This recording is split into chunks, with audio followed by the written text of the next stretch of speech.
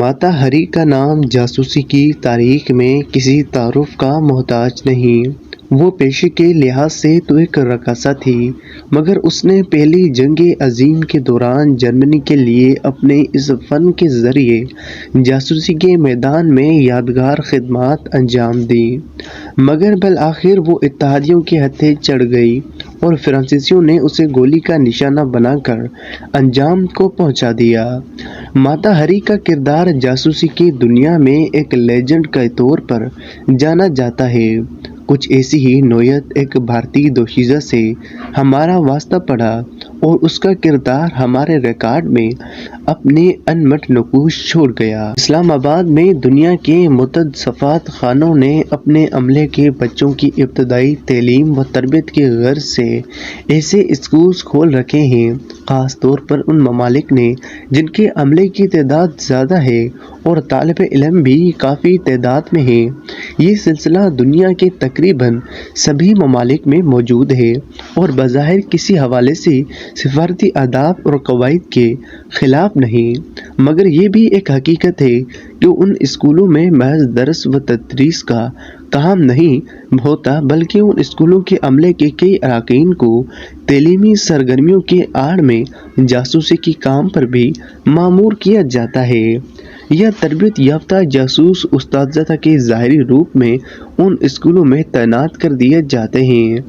ایسے اسکول دراصل سفارت خانے کی عمارت سے جدا ایک ایسے بیس کے طور پر استعمال ہوتے ہیں جہاں نہ صرف خفیہ سرگرمیوں کی نگرانی احسن طریقے پر ہو سکتی ہے، تخریب کاری اور دہشت گردی کے کارروائیوں کے منصوبے بھی بآسانی عمل میں لائے جا سکیں۔ اساتذہ کے روپ میں تعینات کیے گئے خفیہ ایجنٹ ہم وقت میزبان ملک کے خلاف کسی بھی خفیہ کارروائی کے لیے تیار رہتے ہیں اور یہ اسکول ان ایجنٹوں کے مکمل تحفظ اور سہولتیں فراہم کرتے ہیں۔ خفیہ ایجنٹ اسی طرح کے دوسرے اداروں مثلاً ایئر لائنز کے دفاتر، ہوٹلوں، لینگویج سینٹر، ایوان ہائی ثقافت و دوستی اور مراکز اطلاعات میں بھی تعینات کیے جاتے ہیں۔ یہ ہمیں اپنی معمول کی چیکنگ کے دوران اسلام آباد میں قائم انڈین ایمبیسی اسکول کی ایک مس وینا کی سرگرمیاں کچھ مشکوک نظر آئیں۔ مسلسل نگرانی کے بعد ہمیں پتہ چلا کہ اسکول کی تدریسی سرگرمیوں میں تو وہ کم حصہ لیتی ہیں، مگر اکثر اوقات شکار کی تلاش میں اسلام آباد کے چند گھروں میں دکھائی دیتی ہیں۔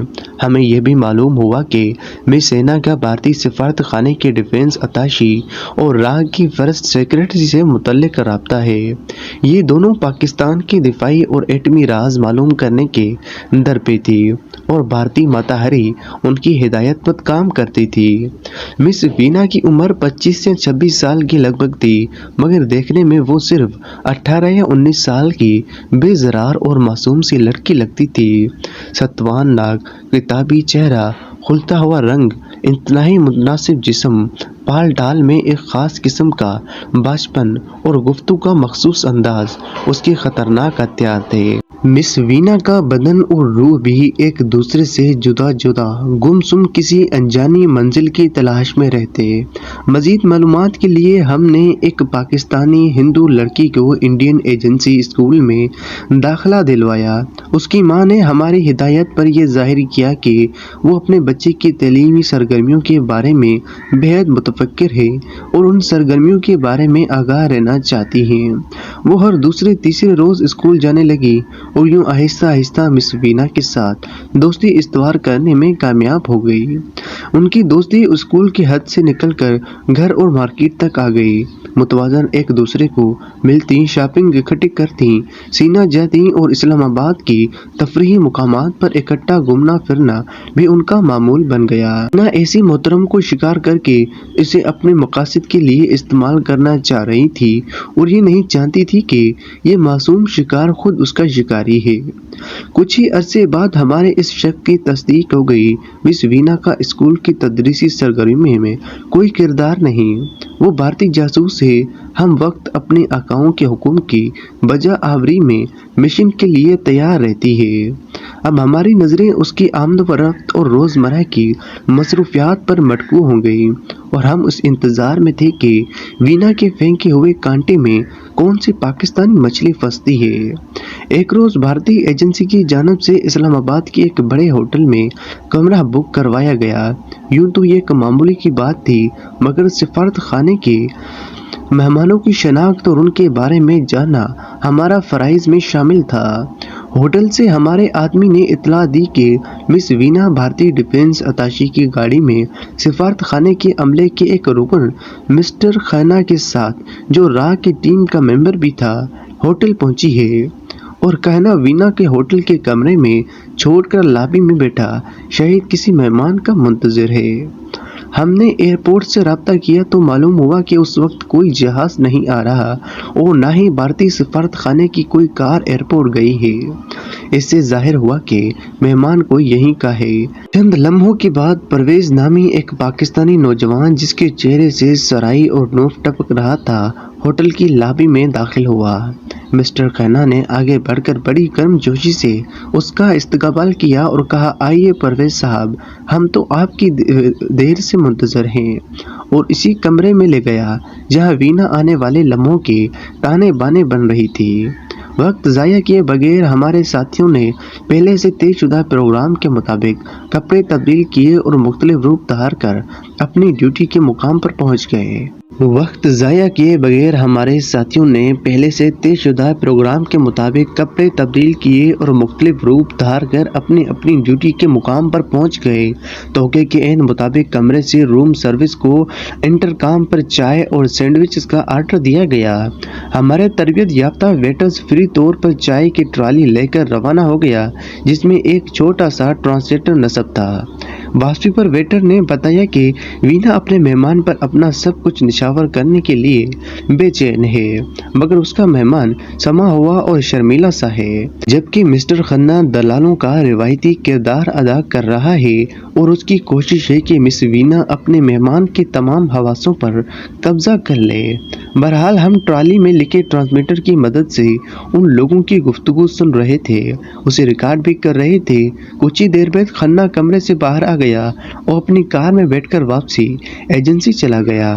اس کے چہرے کی بشاشت بتا رہی تھی کہ شکار پنجے میں آ چکا ہے، اور چند ہی لمحوں میں وینا اس کا جھٹکا کر کے اس کے کباب بنا لے گی۔ بہرحال مس وینا اور پرویز کی گفتگو رسمی تعارف تک ہی محدود رہی۔ پرویز کے اندر سے ظاہر ہوتا تھا کہ وہ کھل کر اپنے جذبات کا اظہار نہیں کر پا رہا اور گھبرایا ہوا ہے، مگر وینا اس مہم کی سر کرنے کے لیے اس پر تابڑ توڑ اور خطرناک حملے کر رہی تھی۔ وینا کے لیے اپنے اعلیٰ افسران پر اپنی کارکردگی ثابت کرنے کا یہ شاید بہترین موقع تھا، اور وہ کسی صورت بھی یہ موقع ہاتھ سے جانے نہیں دینا چاہتی تھی۔ کچھ ہی دیر بعد ٹرانسمیٹر سے تیز سانسوں کی آوازیں آنے لگیں اور بالآخر یہ تالاتم تھم گیا۔ پرویز شاید ذبح ہو چکا تھا۔ پرویز تقریباً آدھا گھنٹے کمرے میں رہا اور وینا کو اپنا ایڈریس لکھوا کر وصل کا ایک اور وعدہ لے کر نیچے آ گیا، مگر اس کی حرکات و سکنات سے صاف ظاہر ہوتا ہے کہ اس کی گھبراہٹ جوں کی توں ہے۔ ہوٹل سے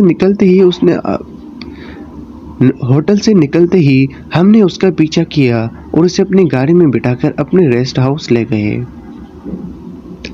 ایک لمحے میں اس کے سارے حسین خواب منتشر ہو گئے۔ تفصیل شروع ہوتے ہی وہ اپنی شناخت کروانے سے ہچکچا رہا تھا۔ یقیناً ہم نے وینا کے ساتھ اس کی گفتگو کی ریکارڈنگ اسے سنائی تو اس کے چہرے پر ہوائیاں اڑنے لگیں۔ اس نے بچوں کی طرح رونا شروع کر دیا اور معافی مانگنے لگا۔ اس نے بتایا کہ میں پاکستان اٹامک انرجی کمیشن میں انجینئر ہوں، اور کھنہ کے ساتھ میری ملاقات لاہور میں اسلام آباد آتے ہوئی تھی۔ ہم بہت جلد دوست بن گئے اور کھنہ نے مجھے ایک خوبصورت ہندو لڑکی سے ملوانے کی پیشکش کی، جس میں ٹھکرا نہ سکا۔ ہمارے لیے اس میں حیرت کی کوئی بات نہ تھی کہ بھارتی خفیہ اداروں نے چاکیہ کی تعلقات کے مطابق رنڈیوں سے جاسوسی کا کام لینے کی بھی کلچر کا حصہ بنا رکھا تھا۔ اس کھیل کو آگے بڑھانے کے لیے ہمارے پاس اور بہت سے راستے تھے۔ پہلے ہم نے سوچا کہ پرویز سے ڈبل ایجنٹ کا کام لیا جائے، مگر بے دزاں اس ملازمت کی حساس نوعیت کو دیکھتے ہوئے ہم نے اپنا ارادہ منسوخ کر دیا تھا۔ بالآخر مس وینا کا یہ راز پکڑا جا چکا تھا۔ اب وہ اپنی داستان خود ہی سنا رہی تھی۔